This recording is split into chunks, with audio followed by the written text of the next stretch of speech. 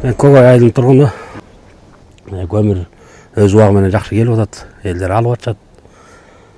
Назыр көмір болса жақсы келіп жатады. Жақсылай.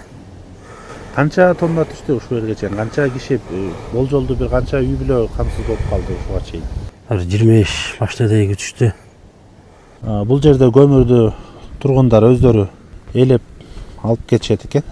Бир сыйра көмүрдү алып камсыздалыптыр. Азыр мына баягы ажиотаж эч нерсе жок. Керек учурда келип бул жерден көмүрүн ала беришет экен. Көкөйдө канча топ базар? Көкөйдүн этек жагы анан кичи арал, чоң арал мага карайт. Бул жерден ошондо канчадан эме сатып алышат? Өздөрү бу жерден келип берип 3350ден алышат. Машина менен келип өздөрү алып кетишет. баягы ажиотаж ушундайлар болдубу буга чейин? Жаңы башталганда талаш болуп аткан, анан эл азыр иши тойнуп келип атат. Жайдан 1 тонна, жарым тоннадан көбүнчө ошо муравейлер менен келип алып кетип атышат.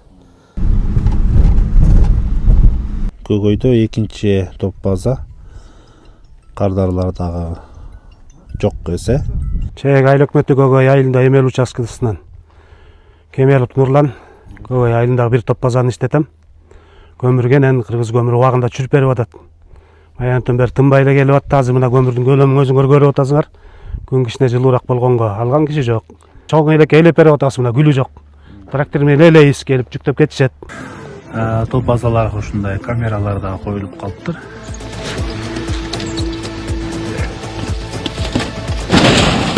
Төлөш Кубатбек, Байзак айылынын ортоган топ базасынын жетекчиси. Көмүр болсо кенен эле. Элдер бир сыйра алып бүтүштү окшойт.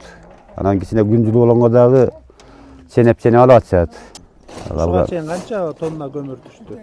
Жалпы 500дөн ашык, 550 түштү го, 60га чукул.